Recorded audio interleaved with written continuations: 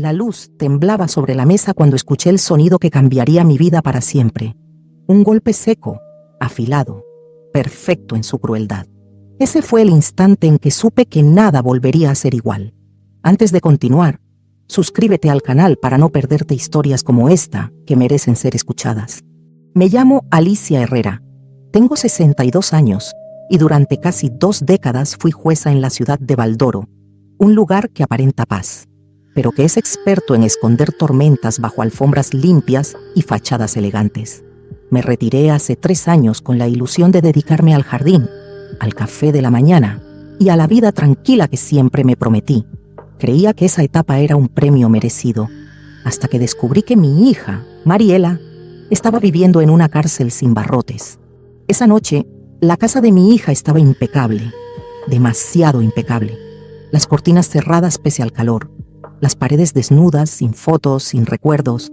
Una casa donde la perfección no brillaba, pesaba. Mariela estaba sentado a mi lado, moviendo el tenedor como si le quemara los dedos. Su esposo, Santiago Beltrán, hablaba sin parar sobre negocios, terrenos y ganancias millonarias.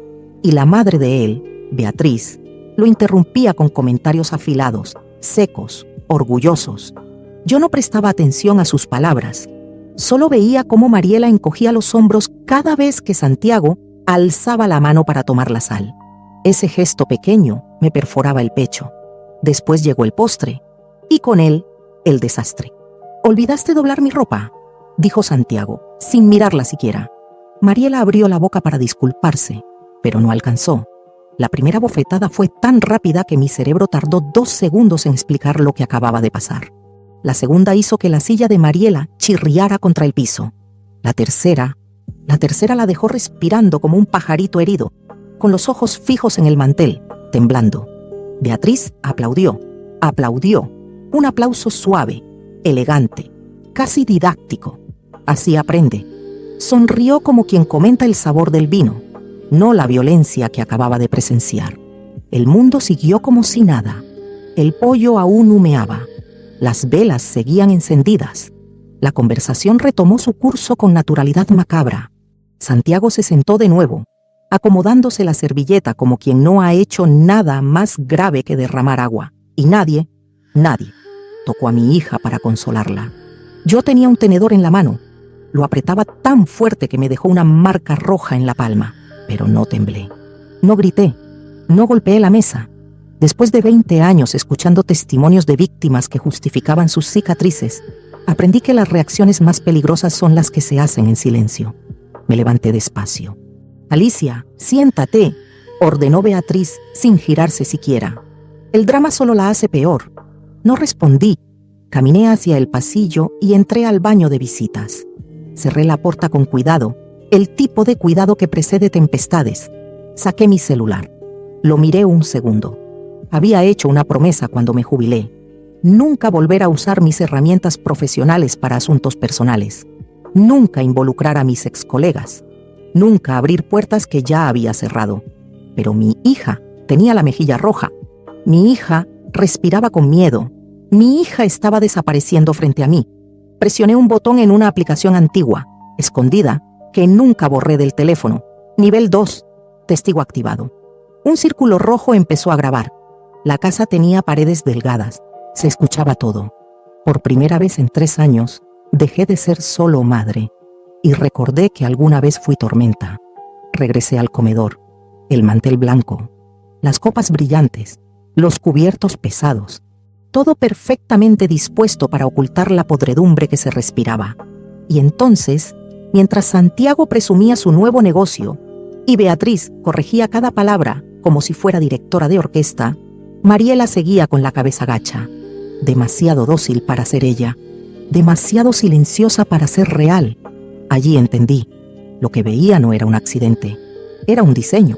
Esa noche, cuando por fin regresé a mi casa, escuché la grabación completa, las voces, las amenazas, la frialdad, y supe, con la precisión que solo una jueza veterana puede sentir en los huesos, que esa familia llevaba años borrando a mi hija.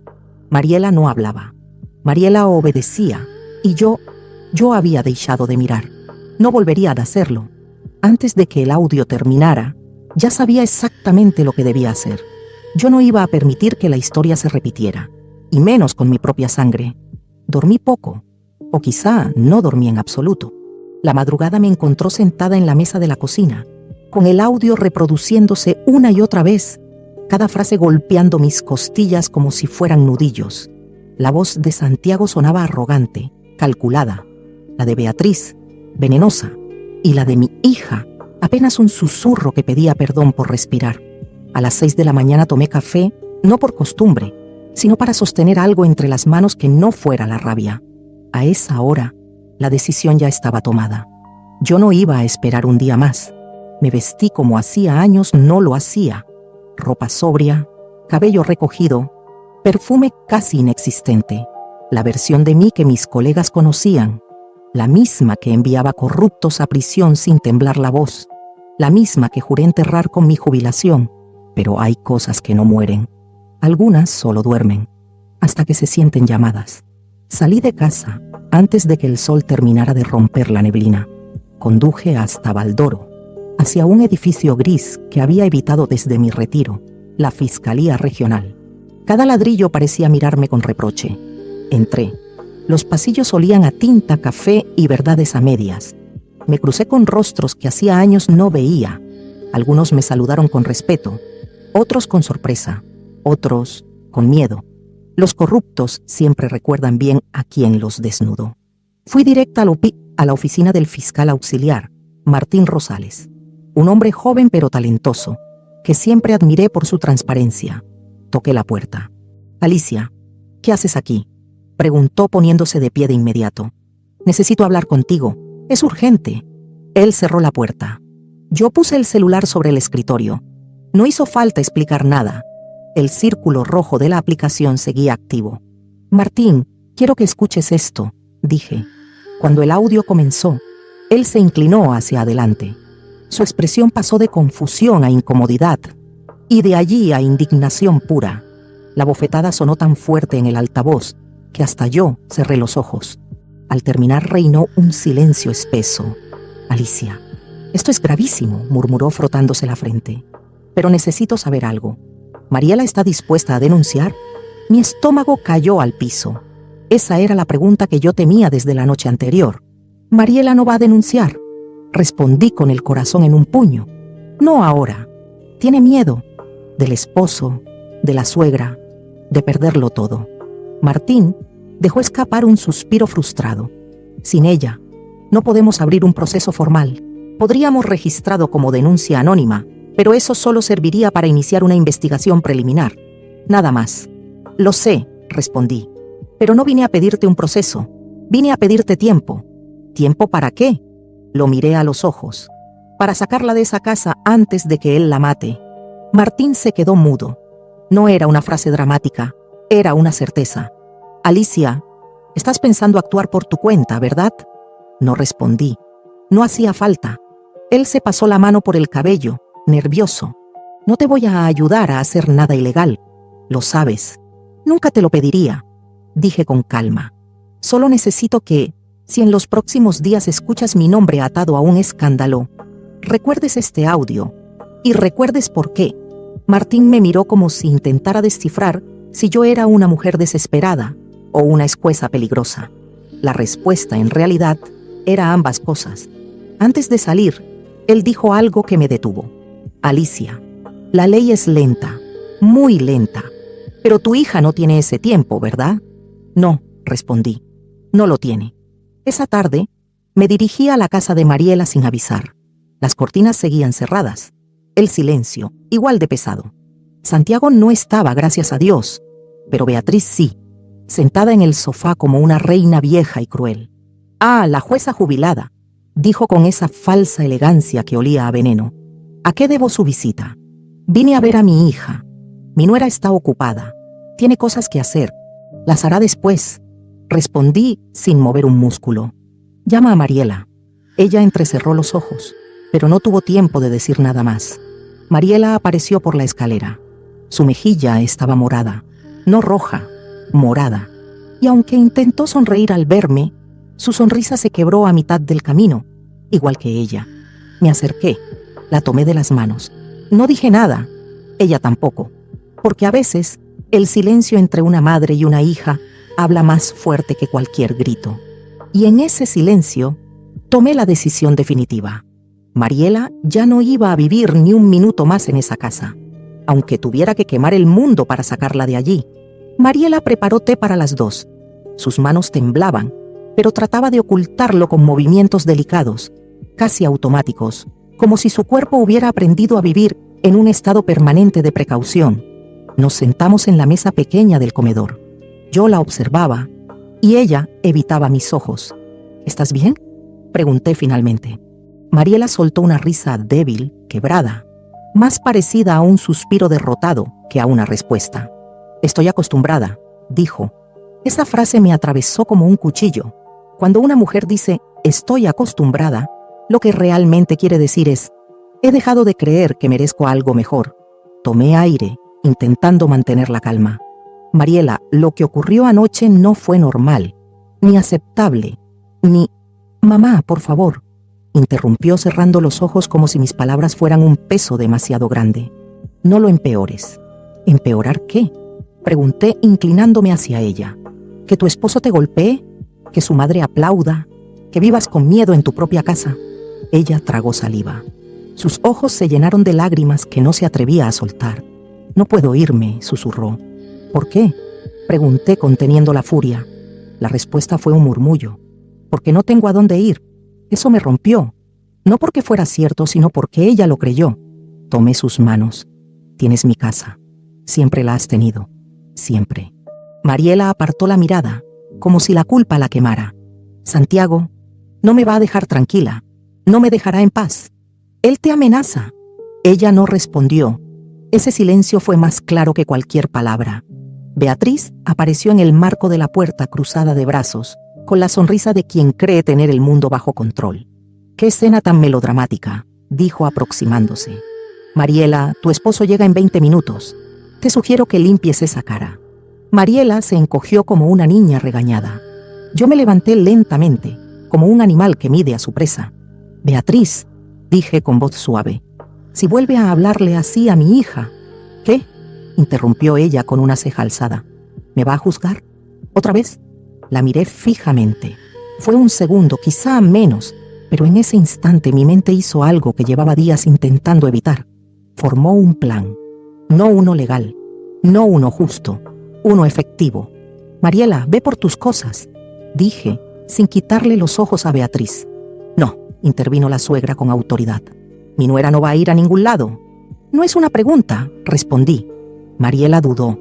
Miró a Beatriz, luego a mí, y por primera vez eligió. Subió las escaleras. Beatriz dio un paso hacia mí. «Alicia, usted no entiende. Esta casa funciona con reglas. Y una de esas reglas es que las únicas reglas que me importan», la interrumpí suavemente, «son las que me permiten sacar a mi hija de este infierno». Ella apretó los labios. Estaba acostumbrada a intimidar, pero yo no era una víctima. Nunca lo fui. Se inclinó hacia mí. «Santiago no va a permitir esto», susurró. «Usted no sabe de lo que es capaz». «Yo tampoco», respondí. «Y ese es el problema». Mariela bajó con una mochila. Sus manos temblaban.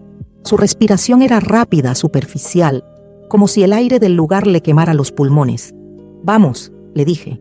Cuando intentamos salir, Beatriz se interpuso nuevamente. «No van a cruzar esa puerta», declaró. Yo la miré con una calma que ni yo sabía que poseía. «Beatriz, aparta».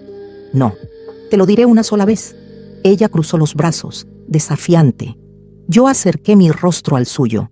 «Si sigues interfiriendo, mañana esa grabación estará en 6 escritorios diferentes de la fiscalía. Y créeme, conozco a cada uno de ellos por nombre y apellidos». El color se le fue del rostro. La aparté suavemente con la mano. Mariela y yo cruzamos la puerta. La sentí temblar. Sentí su miedo, pero también, bajo todo ese temblor, algo más. Un hilo, mínimo pero real, de libertad. Durante el trayecto a mi casa, Mariela no habló. Miraba por la ventana como si temiera que cualquier sombra pudiera convertirse en Santiago. A mitad de camino me dijo: «Mamá, ¿qué va a pasar cuando él se dé cuenta?». Miré la carretera. Lo que tenga que pasar, respondí, pero esta vez no va a encontrarte sola. Mariela cerró los ojos. Una lágrima rodó por su mejilla morada. No la interrumpí. Ella necesitaba llorar. Y yo necesitaba prepararme, porque sacar a mi hija era solo el primer paso. El segundo, el verdadero, estaba por comenzar. Y nadie, absolutamente nadie, sabía de lo que una madre herida es capaz. Cuando regresé a casa aquella noche, el eco de las palabras de mi hijo seguía persiguiéndome como una sombra imposible de ignorar. No necesitamos tus consejos, mamá. Esa frase, tan simple y tan fría, parecía repetirse dentro de mi mente sin descanso.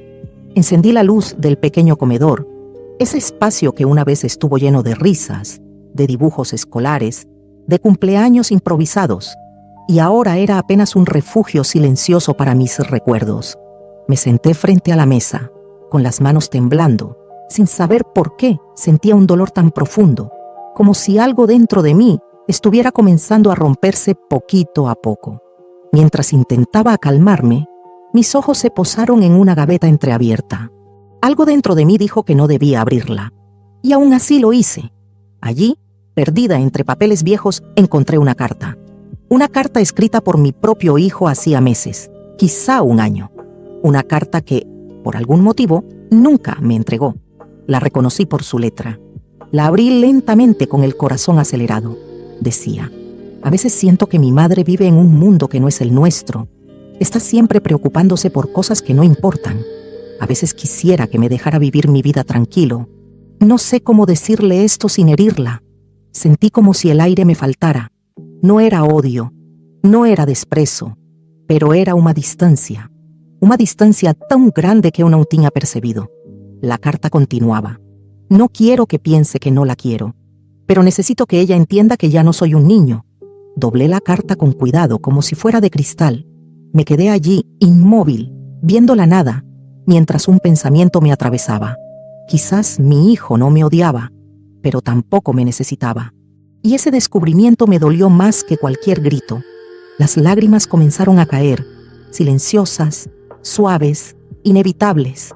No lloraba por tristeza, lloraba por saudade, por ese hijo pequeño que corría hacia mis brazos, por ese tiempo que pasó sin que yo notara que él había crecido lejos de mí. En ese momento, por primera vez, comprendí algo doloroso.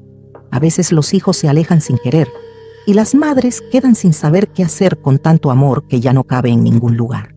Me abracé a mí misma, intentando encontrar consuelo en un vacío que no sabía cómo llenar, y allí, sola, en mi cocina silenciosa, prometí que no iba a rendirme, que iba a luchar por mi hijo, aunque él ya no supiera cómo regresar. A la mañana siguiente, desperté con los ojos hinchados y el corazón cansado. La carta seguía sobre la mesa, como un recordatorio de una verdad que yo había evitado por demasiado tiempo. La tomé entre mis dedos, la observé un instante, y luego la guardé en mi bolso, cerca del pecho, como si eso me diera un poco de fuerza. Preparé un café que no tenía sabor. Me quedé mirando el vapor subir, perderse en el aire, igual que mis pensamientos, y entonces entendí algo que me estremeció. Mi hijo estaba viviendo una vida de la cual yo ya no hacía parte, no por crueldad, no por rejeición, pero porque el tiempo había pasado, y yo no lo había notado. Decidí llamarlo. No quería reclamar, ni llorar, ni exigir explicaciones, solo quería escucharlo, sentir que aún había un puente, aunque pequeño, entre nosotros. Marqué su número con manos temblorosas.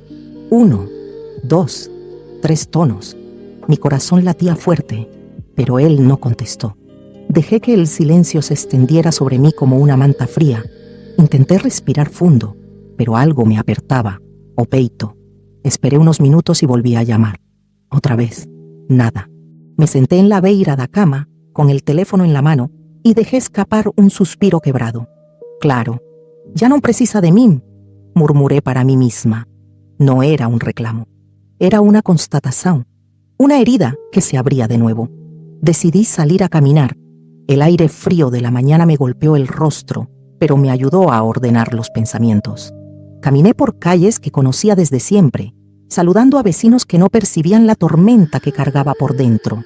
Mientras andaba, una idea comenzó a formarse dentro de mí. Si mi hijo había cambiado, tal vez yo también necesitaba cambiar, no para recuperarlo, sino para no perderme a mí misma.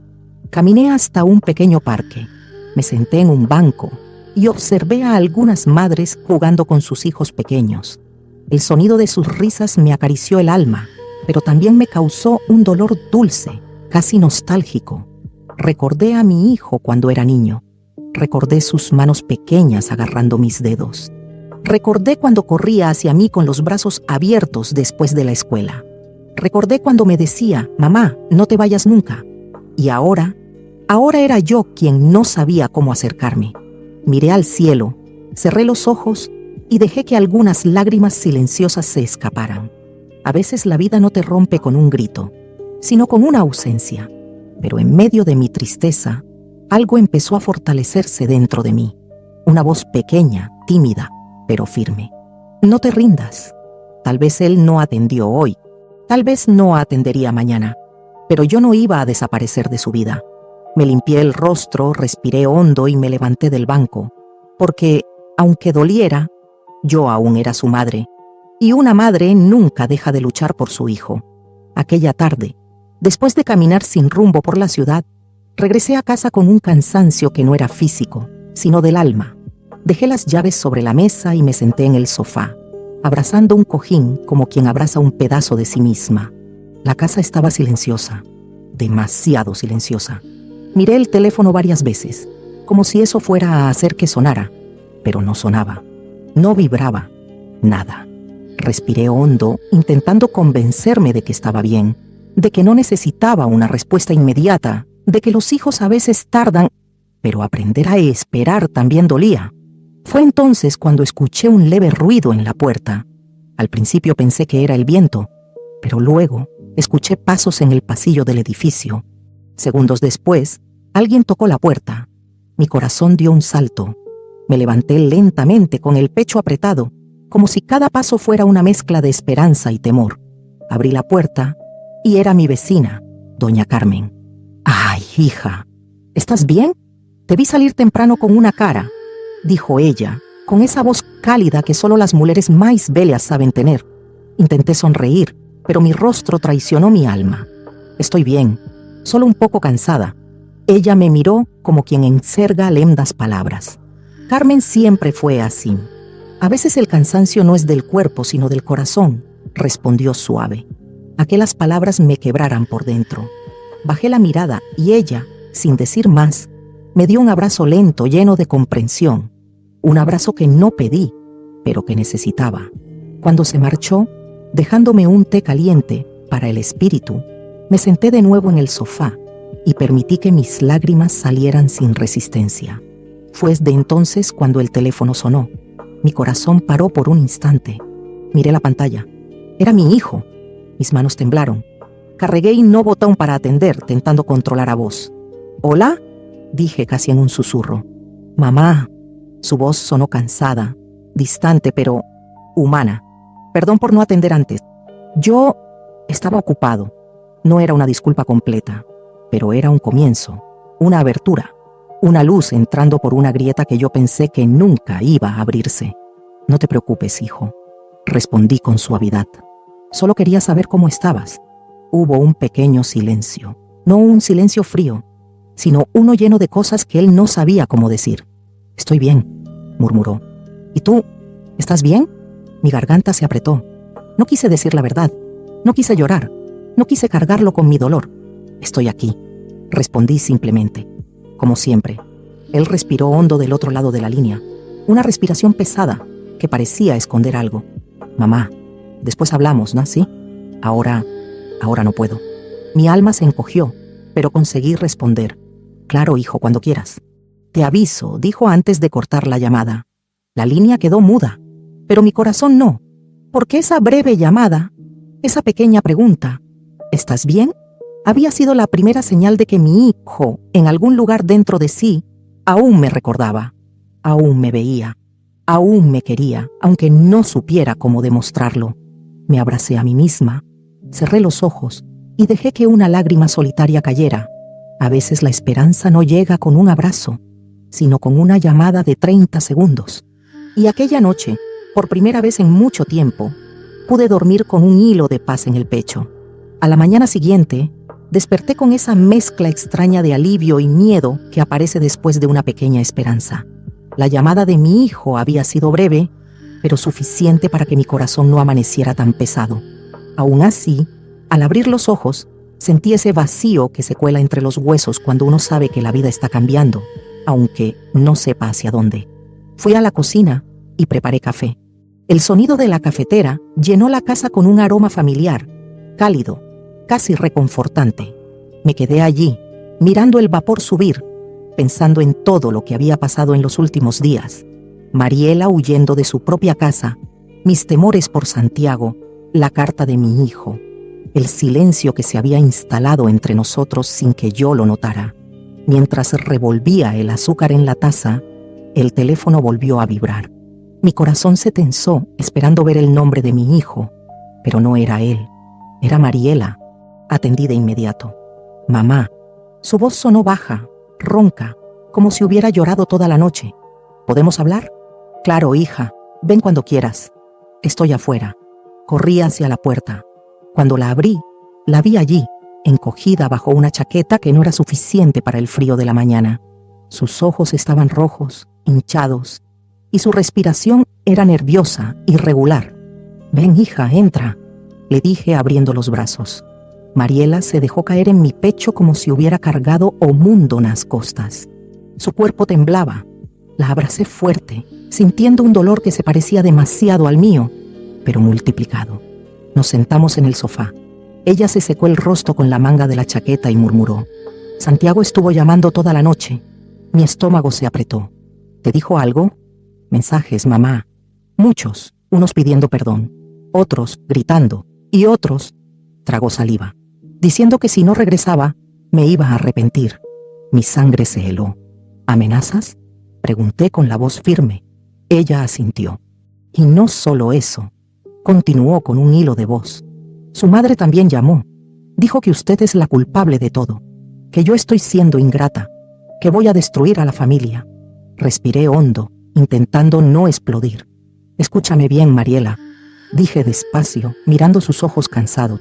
Tú no destruiste nada. Ellos son quienes lo hicieron. Y tú no vas a volver a esa casa. No ahora, no así. Mariela bajó la mirada. Tengo miedo, mamá. Yo también, hija, confesé tomando sus manos. Pero no estás sola. Ya no. Guardó silencio unos segundos y luego me miró con una mezcla de culpa y vulnerabilidad que solo una hija herida puede tener. ¿Y si él viene aquí? Que venga, respondí sin dudar. Aquí no tiene poder. Ella respiró hondo, dejando escapar un sollozo. No sé cómo llegamos a esto, hija. Acaricié su cabello, como cuando era niña. Nadie llega a un lugar así de un día para otro. Es un goteo, lento, invisible, doloroso. Te convencen de que no vales, de que estás sola, de que necesitas pedir perdón por existir. Mariela cerró los ojos y una lágrima solitaria rodó por su rostro. Yo solo quería una familia, y todavía puedes tenerla, respondí apretando sus manos, pero no con alguien que te destruye. La familia es un lugar de paz, no de miedo. Ella respiró profundamente, como si mis palabras la sostuvieran un poco. En ese momento, el teléfono de Mariela volvió a vibrar. Ella lo miró y empalideció. Es él. La pantalla iluminó su rostro, y en esos ojos pude ver el terror que todavía la encadenaba. Puse mi mano sobre la suya. No tienes que atender, pero si no atiendo... Su voz se quebró. Él se enoja más. Entonces que se enoje, dije, firme como nunca. No vamos a permitir que te controle más. La llamada terminó sola. El silencio que quedó entre nosotras fue denso, pesado, pero también revelador, porque vi algo cambiar en Mariela, muy despacio, casi imperceptible, pero real. Un primer paso hacia sí misma. Me miró con un susurro tembloroso. Mamá, ¿y si no consigo seguir adelante? La tomé por el rostro, obligándola a mirarme. Hija, tú no vas a seguir adelante sola. Y mientras la abrazaba entendí algo profundo. Yo no estaba viviendo solo mi propia batalla. Estaba entrando en la guerra de mi hija, y esta vez, ninguna de las dos iba a retroceder. Mariela pasó el resto de la mañana sentada en el sofá, abrazando una manta como si fuera un escudo contra un mundo que había dejado de sentir seguro. Yo preparé té, pero ella apenas lo probó. Su mirada se perdía en la ventana, como si esperara que Santiago apareciera en cualquier segundo. Cada tanto, su teléfono vibraba, pero ella no lo tocaba. Solo apretaba más fuerte la manta. Me senté a su lado. «Mariela, tienes que comer algo». «No tengo hambre», respondió con voz apagada. «Tu cuerpo necesita fuerza», insistí. Ella me miró, cansada, derrotada. Parecía una mujer sosteniendo el mundo con las puntas de los dedos. «Mamá», susurró. «¿Cree que hice lo correcto al irme?». La pregunta me golpeó como un martillo. «Hija», me incliné hacia ella. «Cuando alguien te hace daño, cuando alguien te quita la paz, cuando alguien te rompe, irte nunca es un error, es supervivencia». Mariela bajó la mirada y una lágrima cayó sobre su mano. «Él no siempre fue así», murmuró. «Al principio era cariñoso, atento. Hacía todo para verme feliz. Los hombres violentos siempre empiezan así», respondí suavemente. «Son expertos en disfrazarse de refugio para luego convertirse en tormenta». Ella tragó saliva. «Tengo miedo de que él venga». «Si viene», dije con firmeza, «no te va a tocar. No mientras estés conmigo». Hubo un largo silencio. Solo el sonido de nuestros corazones intentando no romperse. Hasta que Mariela dijo algo que me estremeció. «Mamá, ¿usted cree que yo merezco algo mejor?». Tomé su rostro entre mis manos con la misma ternura de cuando era niña. «Hija, tú mereces el mundo entero. Lo que no mereces es una jaula». Ella cerró los ojos y por primera vez desde que había llegado, respiró un poco más hondo, un poco más libre. Pero la calma duró poco. De repente, alguien golpeó la puerta. 3 golpes fuertes, secos, implacables. Mariela se paralizó. «¡Es él!», susurró con la voz quebrada. El hielo recorrió mi espalda. Caminar hacia la puerta me pareció como caminar hacia el borde de un abismo. Otro golpe, más fuerte, más desesperado. «Mariela, abre, tenemos que hablar», gritó una voz masculina desde afuera. Mi hija tembló. «Mamá, él está enfadado, está muy enfadado». «Está bien», dije respirando fundo. «Yo estoy aquí». Me acerqué a la puerta sin abrirla, con el corazón golpeando como un tambor de guerra. «Santiago», dije con la voz firme. «Mariela está bien, no va a salir». «No hoy. No tienes derecho», rugió él desde el pasillo, pero yo no retrocedí. «Tengo todos los derechos cuando se trata de proteger a mi hija». Hubo un silencio tenso, un silencio de pólvora y luego pasos. Pasos que se alejaban, pasos que no sabía si traerían paz o una tormenta mayor. Me giré hacia Mariela. Ella se cubrió el rostro con las manos, desmoronándose en un llanto que llevaba años tragándose. La abracé fuerte como si mi abrazo pudiera reconstruirla, y en ese instante supe algo. Aquel era apenas o comezo. A batalla estaba longe de terminar, pero también supe otra cosa, una aún más poderosa. Eu estaba dispuesta a ir a Teofim. Santiago no volvió esa noche, ni llamó ni escribió. Solo dejó un silencio espeso, inquietante, el silencio de quien no se rinde, solo se prepara. Pasamos el día seguinte en alerta. Mariela saltaba con cualquier son. Eu mantenía las cortinas cerradas o celular cargando, y mi mente funcionando como un reloj de guerra. Al caer la tarde, alguien tocó el timbre. Una sola vez. Suave, cuidadoso. Mariela se puso rígida, pero yo ya sabía que no era él. Abrí la puerta. Era Martín Rosales, el fiscal auxiliar. «Alicia», dijo en voz baja. «¿Puedo entrar?». Asentí. Su mirada era seria, pero no amarga. Traía algo en las manos. Una carpeta beige, sin sello oficial. «Estuve pensando en lo que me dijiste», comenzó. «Y también estuve pensando en lo que escuché». Dejó la carpeta sobre la mesa. «Oficialmente no puedo abrir una investigación, pero extraoficialmente puedo darte algo mejor». Mariela lo observaba como si él fuera un extraño salido de otro mundo. «¿Qué es eso?», pregunté. Martín respiró hondo. «Información, movimientos, registros, contactos, las personas con las que Santiago ha estado negociando, las presiones que ejerce, todo lo que podría usar para manipular, amedrentar o desaparecer a cualquiera, incluyendo a tu hija». Mariela se tapó la boca. La palabra desaparecer la desarmó. Martín continuó. No puedo actuar legalmente sin su denuncia, pero... Miró hacia mí. Ustedes sí pueden protegerse con ventaja, y necesito que lo hagan antes de que él haga algo peor. Abrí la carpeta. Nombres, fechas, mensajes, contratos dudosos, fotografías, un mapa de corrupción. Esto, susurré, esto puede destruirlo. Martín me miró a los ojos. Y va a hacerlo. Lo único que necesito es que su hija esté viva cuando llegue ese momento. Mariela rompió a llorar. Un llanto cansado, profundo, cheio de medo, mas también de alivio. Gracias, dije con la voz firme. Martín asintió y añadió. No les dije nada. No estuve aquí, pero confío en usted, Alicia, y sé de lo que es capaz. Cuando se fue, el silencio quedó suspendido en el aire. Yo miré la carpeta. Mariela me miró a mí. Mamá, ¿qué vamos a hacer?, susurró. Cerré la carpeta con calma. Vamos a terminar lo que empezamos. Esa noche moví mis muebles, apagué las luces, encendí solo una lámpara. Parecía el despacho donde pasé 20 años dictando sentencias. Mariela me observaba desde el sofá, con miedo, pero también con algo nuevo en los ojos. Confianza. Activé la aplicación de grabación, el mismo botón rojo que había cambiado todo, y marqué el número de Santiago. El teléfono sonó. Una vez, 2, 3. ¿Qué quieres?, respondió él con voz fría. Quiero que escuches algo, dije, reproduciendo parte del audio de la noche de la cena. Hubo silencio, pero no un silencio de miedo, un silencio de ego herido. ¿De verdad crees que alguien te va a creer?, escupió él. No necesito que me crean, respondí. Solo necesito que tengan curiosidad. Lo escuché respirar más rápido.